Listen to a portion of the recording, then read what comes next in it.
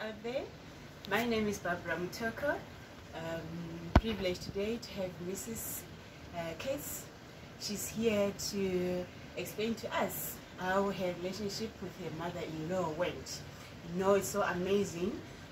She visits us often here, and she used to come with her mother-in-law. And you know what surprised us? We used to think that it's her biological mother. Hey, you know, what a surprise. We only found out that it was not her biological mother, but find out only that it was her mother-in-law after she had passed on. May her soul rest in peace. But please welcome Mrs. Elaine Cates, who is here to explain and to teach us a little bit about the relationships with our mothers-in-law, because I know many women out there, we struggle with our to keep the good relationship with our mothers-in-law. And so I'm here to have this opportunity with Mrs. Case, and then she'll tell us how her life went when her mom-in-law was still alive. Welcome to our program, Mimi. Thank you, boss. So I would like to ask you, how did it go with your mom-in-law? How did you keep your relationship with your mom-in-law? She was really a nice woman. She had her problems, like everybody has. And I was married to her only son, and he used to get a little bit short with her, impatient with her, and I had to keep the peace. So I often handled matters that he couldn't handle because he was too impatient with her. And we lived in very close proximity, and she lived next door to us, and she spent quite a lot of time with us. But she was a very independent woman as well, until at the age of 89, her boss asked her to retire. And she really was upset by that. How could they dare do that to her? So then we ended up spending even more time together. And then we tried to stop her driving because she was still driving. Wow. And over the years, I'd been in her car a number of times, and it was quite a scary experience. Especially one particular time in a storm, a high-felt thunderstorm. I didn't think I'd get home in one piece. But we got on well, and you know what, like sometimes she irritated me, but at the end of the day, she was my children's granny, she was my husband's mother, and I'd known her for so many years before, even though I hadn't been married to her son at that time, but I'd met her when I was a very young girl, and we just got on, you know. She had her moments where she was pretty demanding, but you know what, you've got to respect your elders, and just think about them as well. You know, their lives have changed like over the years, and your life changes, and you just have to consider all the things going on around you. So, I don't know what what else I should tell you about. No, that is pretty amazing. And from what you have just said, I like what you just said now, that we need to respect our elders. Yes. So I think we, maybe lots of old and young women out there, maybe we fail sometimes to accept and just accept them as they are. We just need to like look at myself, as I was saying to my husband this other day. I was like, no, you know what? Yes, I've got my mother-in-law. I'm happy. She's also a very good woman. And okay, if we were not in good books, was I going to start to teach her things like, my mom, this, you haven't been doing this right, so you need to start doing this like now and then? No, it doesn't work like that. No, you can't. Yes. You can't. You have to know your place. Yes. Although she never, but she wasn't a hard woman. She as long as she had her normal things and she could sit down and have her meals when she wanted it, she had her own home, and she was used to having her meals at certain times, and this for breakfast and that for lunch and that for supper. and as long as her life was going normally. And then unfortunately, so what happened when she stopped working, I started taking her to Pick and Pay, and then she did her shopping and I did my shopping, and it was an outing for her which she enjoyed. And then unfortunately she had a bad car accident, and we've been talking about not allowing her to drive anymore anyway, but she had a really bad car accident, and that's when I really had to step forward and look after her, because she was always going to the doctors, and the time she spent in hospital, going to visit her every day, and just seeing that she had what she needed, and then the recuperation period. And we had a good excuse not to allow her to drive anymore after that, but she was never the same after that. That was like the turning point. But we celebrated her 91st birthday. We had a big party, dancing, and she was the belle of the ball. And then soon after that, she had this accident, and she lived another 2 years. She passed away at the age of 93.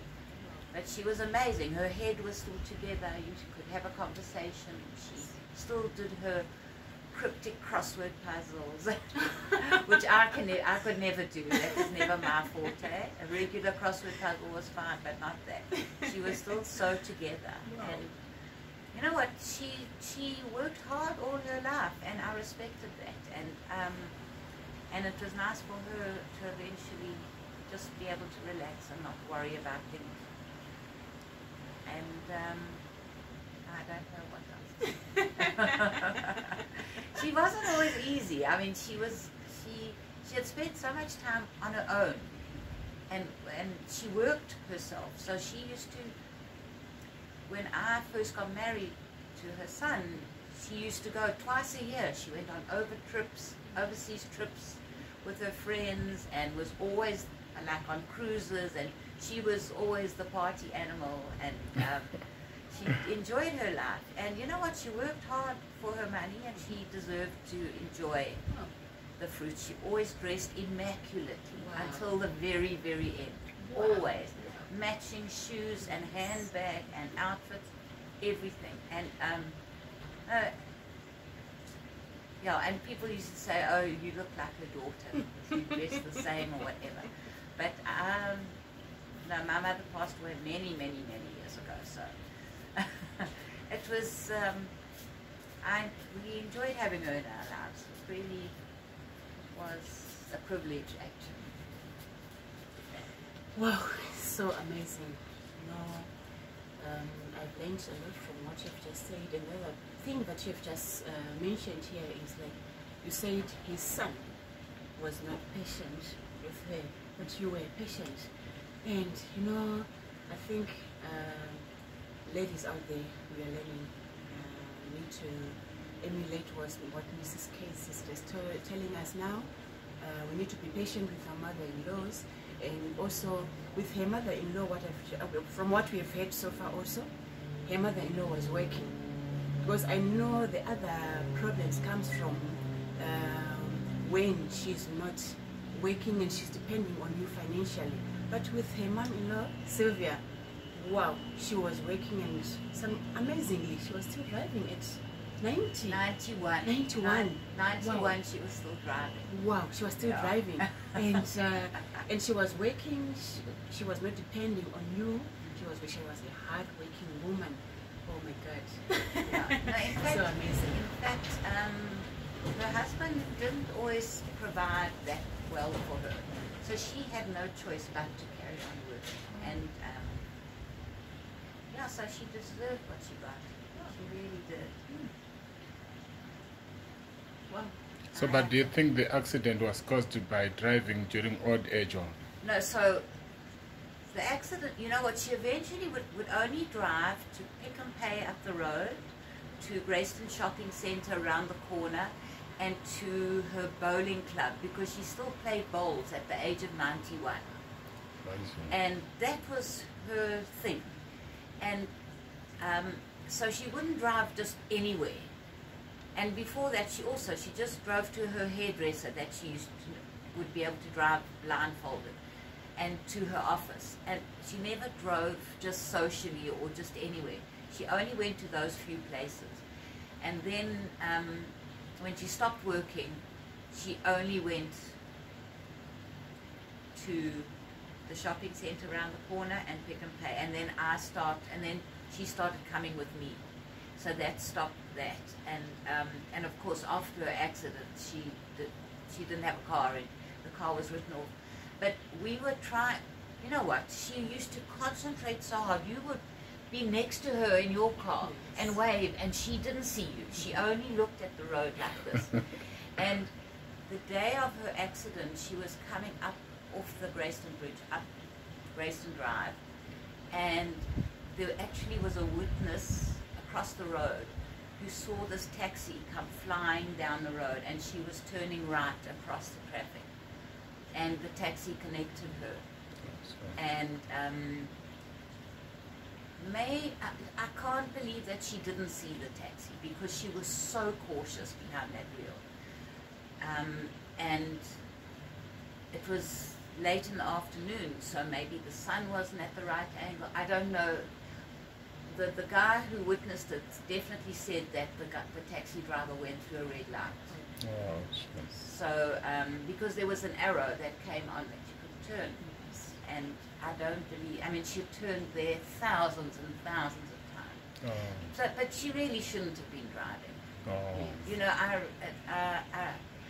as much as I can't imagine never being able, like not being able to drive for a long, long time still. But she didn't want to give up her independence. Oh. And we kept saying, no, we'll get a driver for her or something, I don't know. But we didn't get the opportunity, because then she had the accident, and after that there was no ways we were replacing the car. Oh. Yeah. So sometimes, like when you didn't agree with Mr. Cates, for instance, Yeah.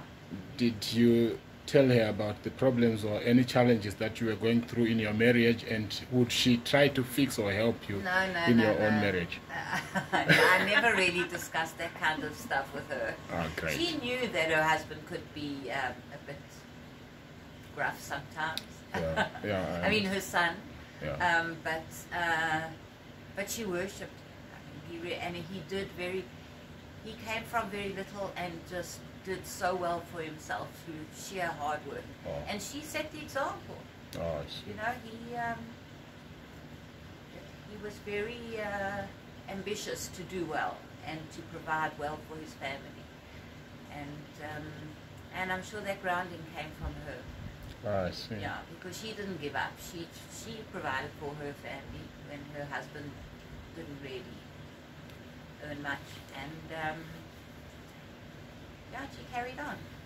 So, ma'am, in your own opinion, is it right for parents to interfere in their children's marriages? No, they mustn't. It only causes problems. No, really. I mean, everyone talks about, the wicked mother-in-law and whatever, or the interfering mother-in-law. Yeah. It's not really, they must work out their own problems. If you and your husband have a problem, or you don't do things the way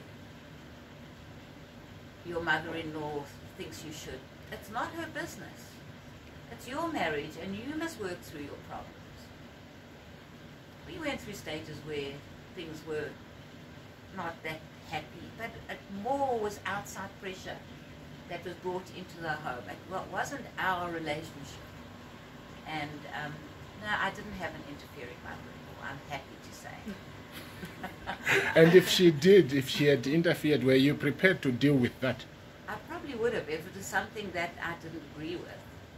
Yeah. How were you going to deal with that?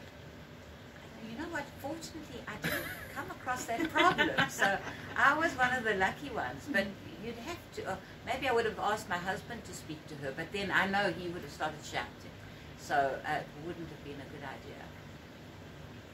Yeah. So, for instance, your son is married now. I know you've got a son. Yeah. He's married and he stays a bit far away from you.